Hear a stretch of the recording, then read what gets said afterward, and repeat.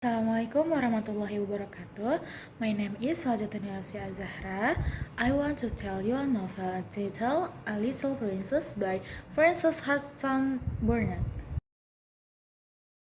On a dark winter day, a thick fog hangs over the city of London. A little girl named Sarah Crewe sat in a carriage with her father, Captain Crewe. They are on their way to Miss Minchin's school, a boarding school in England. Sarah, who is only 7 years old, often daydreams and thinks about her journey from India to England and how different her life was in both places. Captain Crewe, who loved Sarah very much, decided to send her to school because the climate in India was not good for children. Even though it was hard to be spared, Captain Crewe still tried to appear cheerful and supportive of Sarah. In London, they spent time together shopping to prepare Sarah for school, including looking for a doll that Sarah named Emily. When she arrived at school, Sarah felt that the atmosphere at Miss Minchin's house was cold and hard, but she tried to be strong. Her father left her with a message that he would work twice a week and make sure all of Sarah's needs were met. Sarah locked herself in the sitting room to reflect after the separation from her father, showing how much she loves him and the sadness she felt. When Sarah entered class the next morning, all the students looked at her curiously. They had heard a lot about Sarah, especially that she was Minchin's special pupil and was considered good luck to the school. When Sarah sat in her seat near Miss Minchin's table, she was not embarrassed when all eyes were on her. He was actually curious about what his new friends thought. Sarah is a child full of imagination and often talked to her doll, Emily, as if Emily could be alive. As class began, Miss Minchin introduced Sarah to the class and asked Sarah to start studying French with Monsieur Dufert.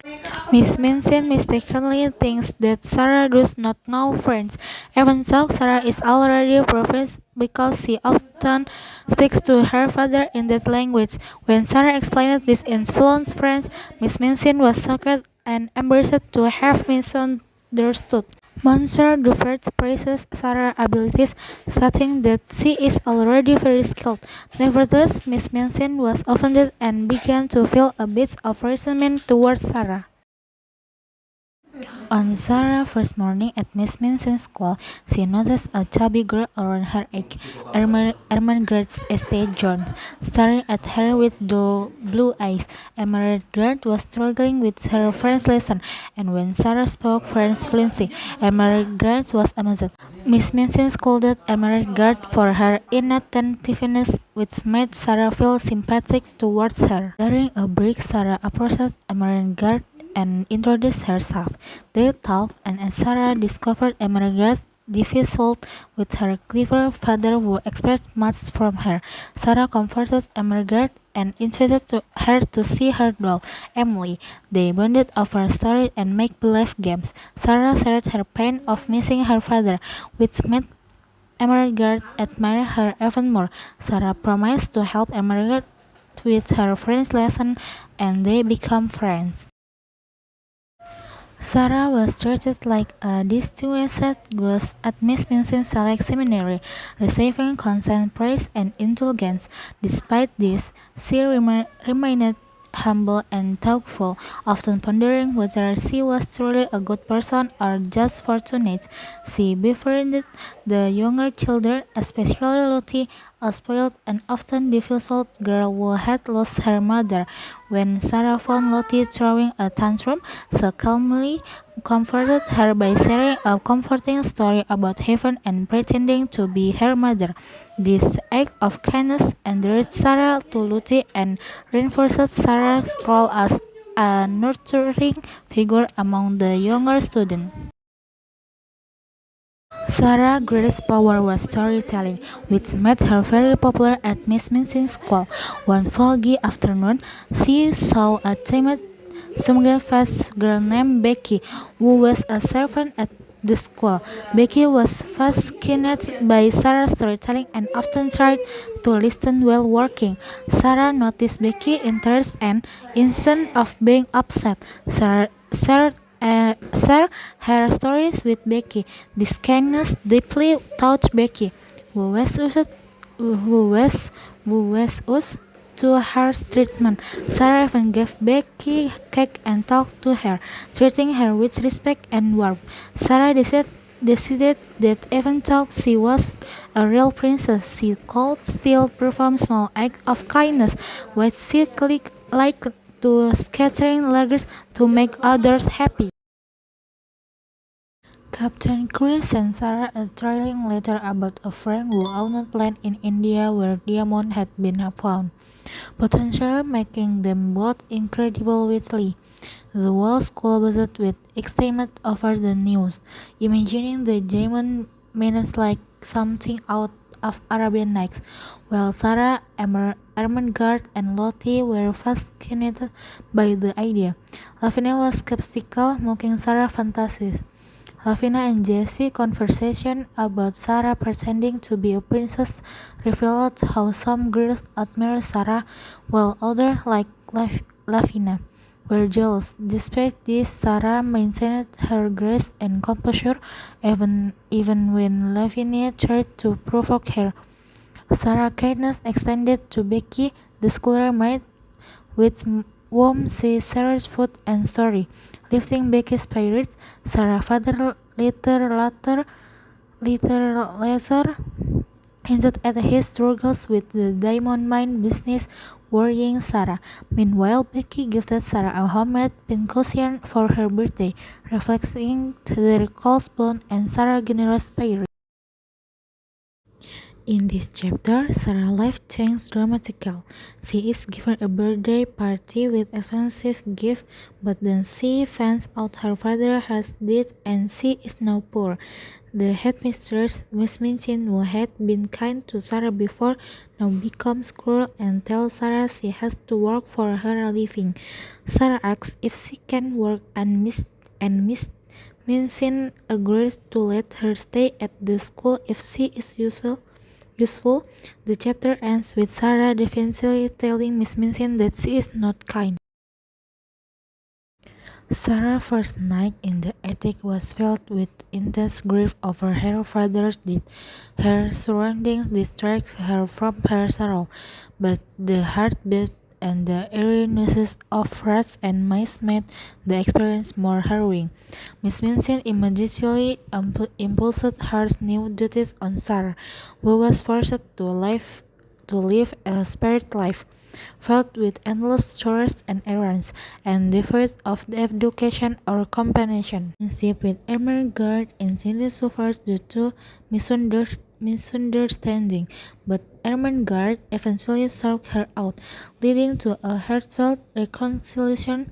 To cope with her harsh reality, Sarah used her imagination, pretending she was a prisoner in the Bastille, which provided her with some comfort. Becky and Emergard become her closest friends, offering solace and support during her difficult times. Lottie, a small girl who did not understand hardship, was puzzled by the change in her friend Sarah, who now wore an old black dress and talked instead of learning. Lottie discovered that Sarah no longer lived in her old room and now resided in a bare attic. Determined to find out more, Lottie explored the attic and found Sarah there. Despite the bleakness of the attic, Sarah comforted Lottie by pointing out the interesting things they could see from the window and imagining the room as cozy and inviting. They even made friends with a sparrow and later with a rat whom Sarah named Melchizedek. Sarah's ability to turn her grim reality into imaginative story provided comfort to both herself and Lottie. Ermengarde and Lottie rarely visit Sarah in the attic because it was risky. Sarah led a lonely life more so downstairs. She felt isolated and invisible on errands in shabby clothes, a stark contrast to her former day as Princess Sarah. She often observed a large, happy family nearby, whom she named the Montmorency. During Christmas, young Guy Clarence, moved by a story about poor children, gave Sarah a sixpence thinking she was a beggar. Talk embarrassed Sarah as if it to avoid disappointing him. The Montmorency, intrigued by Sarah, watched her from their windows. Sarah greeted their unspoken connection, her love for everything, including her sparrow and dolls, grew despite her hardship. Sarah noticed now neighbors moving in the next door and inquired about them. Later, Becky, another servant, informed her that an Indian gentleman, wealthy but ill and troubled, had moved in. Sarah looked forward to possible interaction, wondering about the life of the new resident. There was a place where one could see beautiful sunset, but not from the kitchen. The best view was from the attic window. Sarah, a little girl, often sneaked up there to watch the sky wonders. One evening, while watching the sunset, she heard a sound from the next attic. It was a man named Ramdas, an Indian servant, with a small monkey. The monkey escaped and jumped into Sarah's room. They spoke to Ramdas in Hindustani, offering to help catch the monkey. Ramdas, surprised and grateful, crossed the roof the Sarah room and retrieved the monkey. This incident reminds Sarah of her past when she was treated like royalty. Despite her current hardship, she believed she could still be princess inside. The next day, while teaching younger students, Miss Vincent, the strict headmistress, stopped Sarah from smiling. Sarah briefly said she was thinking about how Miss Vincent would dare slap her if she were a real princess. This thought comforted Sarah, helping her maintain her dignity and politeness despite her harsh circumstances. Sarah lived in a row of houses and was often curious about what happened on the other side of the wall that separated her house from the Indian gentleman's house. She imagined that the schoolroom was next to his study and hoped that the noise from her side would disturb him. Sarah developed a fondness for the Indian gentleman, adopting him as a friend in her mind.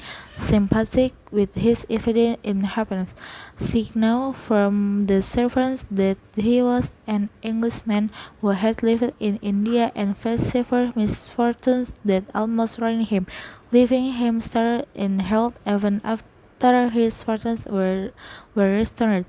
Sarah would often look into his warm room through the curtains, feeling a strong sympathy and wishing him well. She imagined her kind thoughts might raise him and comfort him somehow. Meanwhile, the Indian gentleman, Mr. Carrisford, was tormented by his past, particularly the thought that he might have failed a friend, Ralph Crewe, whose daughter was missing. Mr.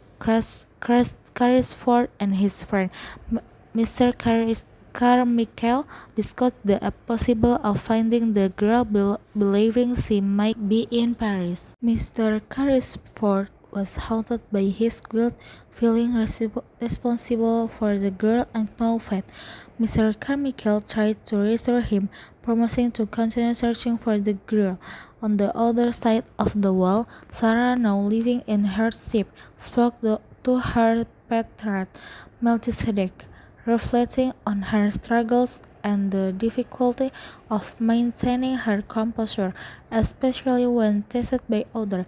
She yearned for the days when she was her father's little muse, highlighting the deep emotional connection she felt despite the physical barrier between them.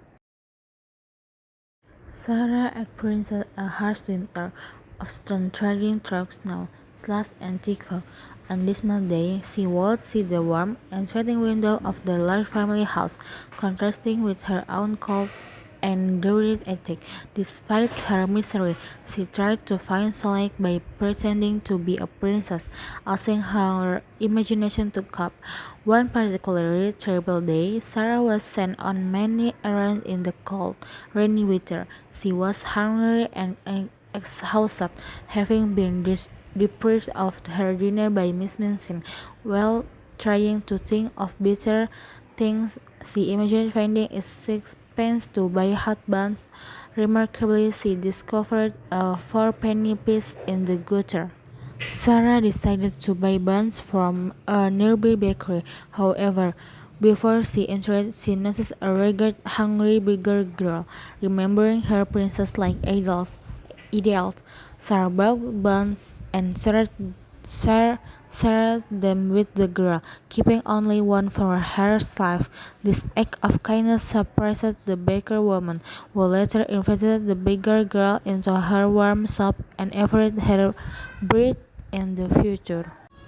As Sarah walked back to the Select Seminary, she saw the Lark family saying goodbye to Mr. Montmorency, who was leaving for Moscow.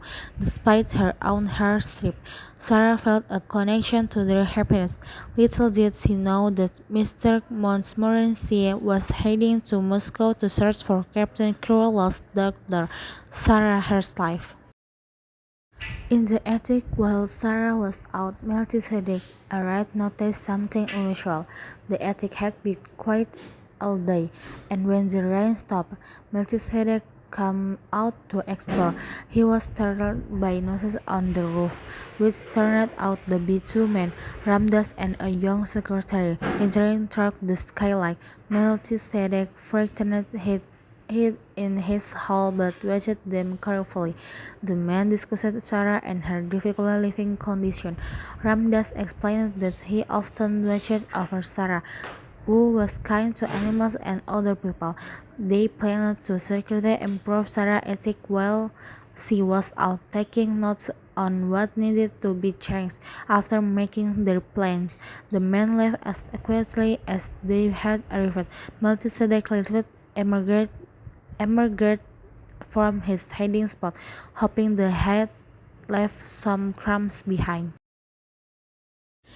Sarah passes by the neighboring house and sees Ramdas and a lonely Indian gentleman. Returning home, she faced Miss Minchin's scolding and the cook's anger, leaving her hungry and tired as she climbs to her attic.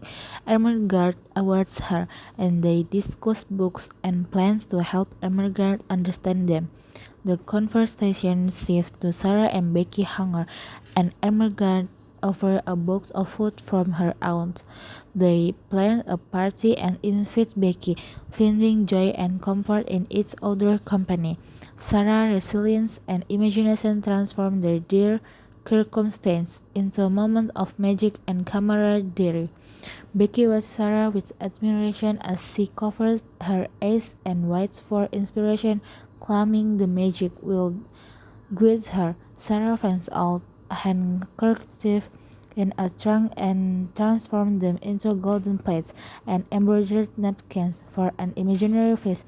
Becky struggles to see the illusion but is encouraged by Sarah, who continues to decorate with a word from an old hat, creating a fantastical banquet scheme. Ermengarde joins, amazed at Sarah's creativity, and they pretend it is a royal feast until Miss Minchin bursts in. Furious, she reprimands them, especially targeting Becky, who is told to leave the house. After Miss Minchin leaves, Sarah comforts Ermengarde and tries to maintain her spirit despite their starred illusion. Exhausted and hungry, Sarah imagines warmth and comfort as she settles into bed. She awakens to find her attic transformed with real comfort. A blazing fire, a rug, a chair, a table set with food and warm blankets.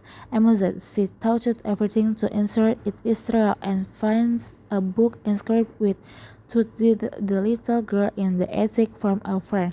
Overwhelmed, she feels cared for and wakes Becky to show her the miraculous change. They marveled together at the unexpected kindness, believing in the magic that has transformed their reality. Sarah and Becky spent a magical evening by a warm fire, enjoying a surprise feast of rich soup, sandwich, toast, and tea. Overwhelmed with gratitude, Sarah embraced the moment, acknowledging the unknown benefactor who made it possible despite their usual hardship. The warmth and comfort of the night filled them with joy and a sense of being cared for. The following morning, Becky confirmed that the mysterious kindness was real. As the cozy blankets reminded, Sarah, determined to keep the secret, felt a deep, newfound happiness, confident that someone out there was looking out for her. This secret support transformed their attic into a heaven, bringing them small luxuries and comforts daily, allowing them to withstand Miss Minchin's harsh treatment with resilience and hope. The Indian gentleman liberated three children from the Lark family, tried to cheer him up as he awaited Mr. Carmichael return from Moscow. Mr. Carmichael had been searching for a lost family but only found a girl named Emily Carew, not Captain Crew, daughter. They decided to begin their search anew in London. Just then Ramdas broke in a girl, Sarah, who had found the runaway monkey. Sarah, who lived next door at Miss Minchin's seminary, shared her story. As Sarah talked about her father losing his money to a trusted friend and her current hardship, the Indian gentleman realized that she was Captain Crew's daughter. Mr. Carmichael confirmed it, revealing they had been searching for her for 2 years, while she had been living next door all along. Mrs. Carmichael explained everything to Sarah and reassured her that Mr. Carrisford, who was on thought to be the weaker friend, had only thought he lost Sarah's father's money, and really he had been ill and misled by false clues. Carrisford, who had felt sorry for Sarah, had been secretly sending her gifts to make her life more comfortable. Miss Minchin Sarah Hart called Mr. refused to retrieve Sarah, but Mr. Carrisford reveals that he is now Sarah's guardian and that she will live with him. Miss Minchin tries to argue, but Mr. Carmichael explains Sarah to fortune and Miss Minchin is left astounded. Ermengarde, Sarah's friend, tells the other girl about Sarah's newfound fortune and the Indian gentleman. Becky, another friend, finds that Sarah has not forgotten her, and Ramdas delivers a message from Sarah. She learns that she will be Sarah attendant and will go to Mr. Carrisford's house the next day. The Lark family nursery was filled with joy due to their new acquaintance with a girl who was a beggar. Her tales of suffering and adventures captivated everyone. Sarah, the girl, told story of her time in the attic to Sparrow and her banquet dream. She was found by Mr. Carrisford, the Indian gentleman, who shared his side of the story, revealing how Ramdas, his servant, secretly helped Sarah by providing her with warmth and small comforts. Sarah and Mr. Carrisford become close friends. He enjoyed planning surprises for her, which left his spirit decided to help a bakery owner feed hungry children, recalling Sarah's own experience with hunger. Visiting the bakery, they found the bigger girl Sarah on help. Now clean and employed three. Sarah suggests the girl and help feed hungry children, understanding her plight. Their bond strengthened as they shared these acts of kindness. Thank you for watching. Wassalamualaikum warahmatullahi wabarakatuh.